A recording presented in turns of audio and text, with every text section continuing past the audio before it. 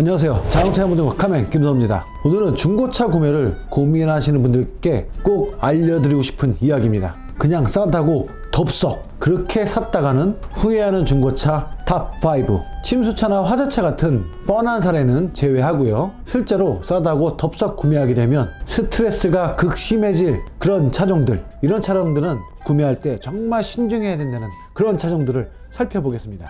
오늘의 주제, 싸다고 다 좋은 건 아니다. 지금부터 하나씩 차근차근 말씀을 드려볼게요. 물론 오늘 내용은 십수년간 자동차 정비인으로서 삶을 살면서 많은 고객들과 접해본 결과 제 개인적인 의견이 더 강하게 반영이 되었습니다. 5위, 아주 화려하게 튜닝된 차량. 이런 차량들은 대부분 젊은 고객층들이 많이 선호하시는 차량일 거예요. 그 자동차도 대부분 튜닝을 많이 하는 차량들로 한정이 되어 있죠. 튜닝된 차량일 경우 정말 신중하게 생각을 해야 됩니다. 자동차 튜닝이 나쁜 것은 아니지만 무분별하게 튜닝이 된 차량들, 만약 여러분들이 그런 차를 구매하신다면 이런 질문을 한번 던져보세요. 이 부품들은 도대체 어디서 온 걸까? 과연 정식적인 루트에서 구매한 걸까? 아니면 싸다고 저 바다 건너 출처가 알 수 없는 그런 곳에서 구매를 하다가 장착을 한 걸까? 정말 FM대로 튜닝한 차량들, 멋지게 튜닝한 차량들, 그리고 차량의 성능을 좀 더 업그레이드 시킨 그런 튜닝들은 제외하고 무분별하게 튜닝한 차량들 같은 경우는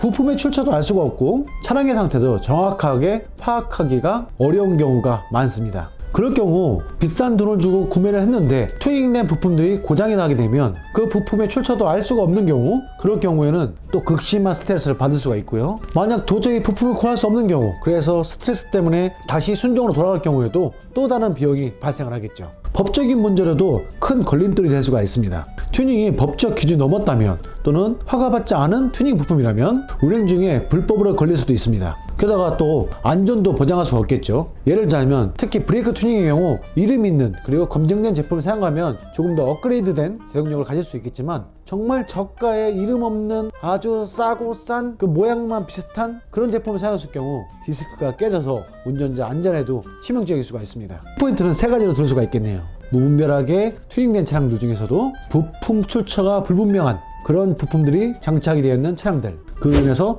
법적인 문제가 발생할 가능성이 있다는 거, 교환 또는 수리 아니면 순정 상태로 원상 복귀할 때 높은 추가 비용이 발생할 수 있다는 거. 의외로 튜닝된 차량을 처음에 구매하셔서 이런 스트레스를 받으시는 분들이 많아요. 차라리 정상적인 차량을 구매한 후에 나한테 맞는 튜닝 하시는 것을 추천합니다. 튜닝차를 구매하실 때는 아주 신중하게 고민해 보세요. 아니면은 후회할 확률이 무척 높아집니다. 네 번째, 출고가보다 최소 70%에서 80% 이상 감가된 수입 자동차들. 감가가 많이 된 수입 자동차들은 저렴한 가격에 내 로망이었던 자동차를 살 수 있다는 그 매력 때문에 쉽게 구매 결정을 할 수가 있습니다. 특히 그 중고차 매장에 반짝반짝한 빛과 또 깔끔하게 닦아놓은 광택과 깨끗한 실내와 그런 부분들을 보면 이게 중고차라는 느낌, 그리고 또 10년이 됐다는 그 느낌조차 잊어버리고 눈이 돌아가죠. 그런데 이게 참 문제예요. 정말 그 전차주가 차량 관리를 잘해서 컨디션이 무척 좋다면 뭐 크게 상관은 없습니다. 하지만 대부분 차량 가격이 확 떨어진 중고차들 경우 잘 보시게 되면 그 차량의 소유자들이 최소 3명 이상은 바뀌었을 확률이 무척 높아요. 그리고 중고차를 판매를 할 때 다음 구매자를 위해서 내가 중고차를 파는데 막 싹 다 깨끗하게 수리했을 확률은 거의 제로에 가깝지 않을까요? 그렇기 때문에 겉모양만 번지르르한 그리고 감가된 그런 부분만 생각을 하고 덥석 중고차를 구매하는 순간 문제는 그때부터 시작됩니다. 이러한 자동차들은 어쩌면 차량을 운행하는 시간보다 차량을 수리하는 시간이 더 많을지도 모릅니다. 잦은 고장이 발생할 수도 있고요. 그리고 상대적으로 국산차보다 부품값도 비싸고, 심지어 부품이 국내에 없는 경우 해외에서 공수해야 되는 그런 경우들도 많이 있습니다. 그럴 경우에는 한 달, 두 달, 세 달 동안 그냥 세워놓는 그런 일이 발생할 수가 있어요. 엔진과 하체를 다 뜯어놓고 조립도 안 되는 그런 경우, 특히 어떤 차종이라 말할 수는 없지만 몇몇 차종들은 아주 심각하게 부품값이 사악하고 그리고 부품도 오래 기다려야 되고 그런 경우도 있습니다. 이것의 키포인트는 첫 번째로 수리 빈도가 높고, 두 번째로 부품값과 수리 비용이 비싸다, 세 번째로는 그로 인해서 금전적, 시간적 손실이 크다. 싸다고 덥석 사게 되면 결국 수리 비용이 차값을 넘어갈 수도 있다는 사실 꼭 명심하세요. 외관과 실내는 반짝반짝한데 차를 주차해 놓은 순간 다음날 내 차가 주차해 있던 곳에 무언가 뚝뚝뚝뚝뚝 오일이 가득 차 있을 수도 있습니다. 세 번째, 이것도 네 번째와 약간 비슷할 수도 있는데 엔진에 미세 부조가 있는 차량입니다. 이런 차량의 경우 특히 6기통 이상의 고배기량 차량에서 종종 나타나는 증상입니다. 차량에 딱 탑승을 해서 중립 또는 드라이브 또는 후진 파킹에 놓았을 때, 가만히 핸들을 잡고 있을 때 계기판에 경고등은 들어오지 않는데 무언가 투둑 아주 간헐적으로 투둑 그런 증상이 발생하는 경우, 무언가 모르게 그 엔진이 좀 떤다는 느낌? 그런 느낌이 있는 차들, 물론 경고등이 띄워주면 좋겠지만 경고등이 안 뜨는 경우도 있습니다. 또는 떴지만 지웠을 가능성도 높아요. 미세 부조로 인해서 무언가 엔진 경고등이 뜬 상태였는데 그 엔진 경고를 지워버리면은 다시 뜨기도 하지만 한참 뒤에 뜨는 경우도 있거든요. 그래서 꼭 차량에 앉아서 시동도 걸어보고 그 엔진의 그 움직임, 그 진동 느껴봐야 돼요. 물론 자동차가 항상 밸런스가 정숙한 건 아니에요. 새 차들도 약간 미세한 진동, 조용하다 갑자기 살짝 움직이는 그런 느낌 받을 수가 있어요. 하지만 그런 부분을 이야기하는 것이 아니라 진짜로 진동, 만약에 이런 상태를 괜찮기치 하고 무시하시고 구매를 하시게 된다면 나중에 심각한 문제가 발생할 확률이 무척 높아집니다. 경고등이 자주 뜨고 엔진 떨림이 더 심해지며 그로 인해서 최악의 경우에는 수리를 하기 위해서 엔진을 모조리 오버하ul 해야 되는 경우도 발생할 수가 있습니다. 이 과정에서 드는 시간과 비용은 어마어마하겠죠. 자, 여기서 키포인트 또 세 가지는, 첫 번째는 경고등 및 엔진 떨림의 가능성이 있는지 없는지, 그런 차를 구매했을 경우 아주 고비용의 수리가 예상이 된다는 거, 그런 경우를 없애기 위해서는 구매 전에 철저한 검사가 필요하다는 것입니다. 만약에 내가 사려고 하는 자동차가 미세 부조가 의심된다면 꼭 전문가와 함께 꼼꼼하게 점검해 보세요.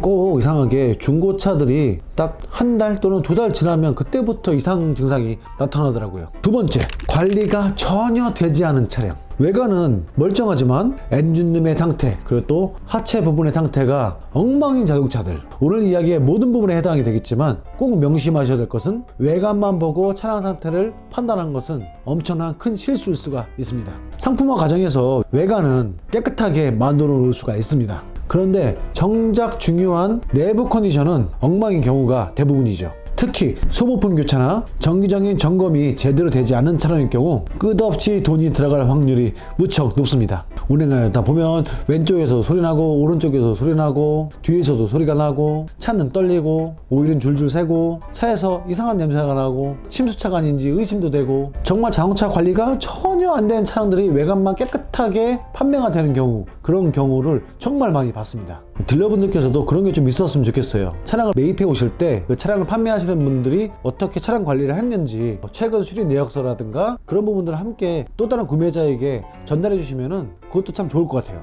최근 1년 안에 수리하신 내역들, 그런 내역들을 좀 첨부해 주시면은 다음 차량 구매자한테 많은 도움이 될 것 같아요. 외관과 실제 상태가 불일치하는 자동차, 그로 인해서 소모품 비용이 증가한다는 거, 또 잦은 고장을 발생한다는 거, 그로 인해서 장기적인 유지 부담이 크다는 거, 이런 차량은 가랑비에 옷 젖듯이 서서히 내 주머니와 카드 할부를 늘려갑니다.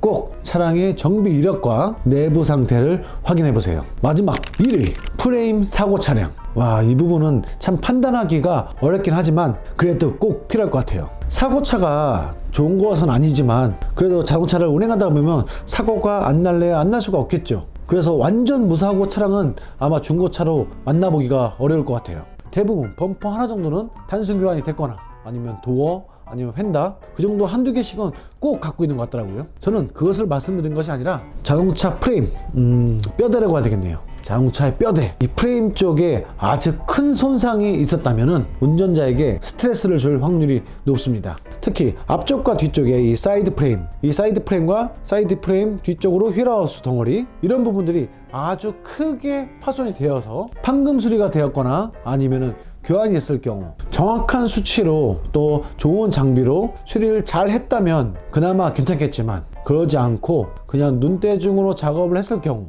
또는 비용의 문제로 저렴하게 작업을 했을 경우, 그 단차만 맞추기 위해서 그냥 저렴하게 했을 경우, 그렇게 크게 손상되고 수리가 잘 이루어지지 않은 차량들은 시간이 지나면 더더욱 큰 스트레스와 문제를 발생시킵니다. 당연히 어설프게 수리가 되었다면 안전에도 큰 위협이 되겠죠. 양쪽 사이드 프레임 앞쪽 부분이 꺾인 거를 피는 것을 말씀드린 게 아니에요. 완전히 안쪽으로 밀려 들어와서 휠하우스와 함께 말려 들어서 구겨지고 찢어진 상태, 그래서 어쩔 수 없이 교환된 상태, 아니면 비용 절감을 해서 다시 강제로 억지로 펴가지고 맞춰놓은 상태. 앞쪽과 뒤쪽 다 동일하겠죠. 그럴 경우 휠 얼라이먼트 조정을 아무리 여러 번 잘 해도 타이어의 이상 표면모가 엄청난 속도로 발생한다거나 그런 경우도 있었어요. 타이어 새 거를 딱 껴도 한 달도 안 돼서 완전히 다 닳아버리는 그런 경우도 있었습니다. 이 프레임이 틀어지게 되면 하체 부품들도 강제로 끼워 맞췄을 확률이 무척 높아요. 그리고 하체 소음도 아무리 새 걸로 다 교환한다고 해도 잡히지 않는 경우도 수두룩합니다.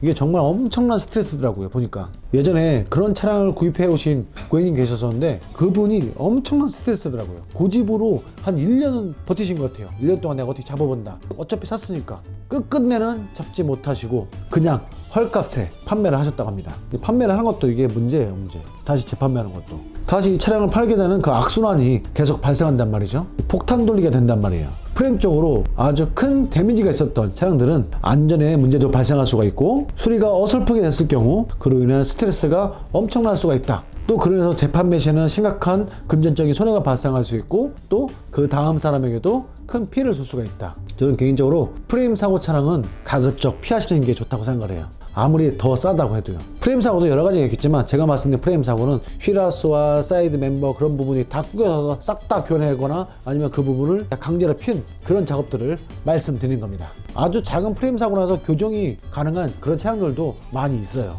그런 차량들은 또 많은 스트레스를 발생하는 것도 아니고요. 큰 프레임 사고가 있었던 차량들은 아무리 싼다고 해도 장기적으로 보았을 때 절대 이득은 아닙니다. 오늘은 싸다고 무턱대고 사면 후회하는 중고차 탑5를 알아봤습니다. 중고차를 구매할 때는 가격뿐만이 아니라 차량의 상태와 이력을 꼼꼼하게 따져보는 것이 중요합니다. 싸면 싼 이유가 있는 거예요. 저는 직업의 특성도 있지만 신차보다는 중고차를 더 선호하는 편입니다. 중고차는 그 전 차주분들께서 차량을 어떻게 관리했는지가 무척 중요한 것 같아요. 그런 부분들은 딜러분들께서 다 알 수가 없죠. 딜러분의 잘못이 아닙니다. 전 차주가 어떻게 관리하느냐가 중요하겠죠. 그렇기 때문에 구매자도 자동차에 대해서 더 잘 알아야 된다고 생각을 합니다.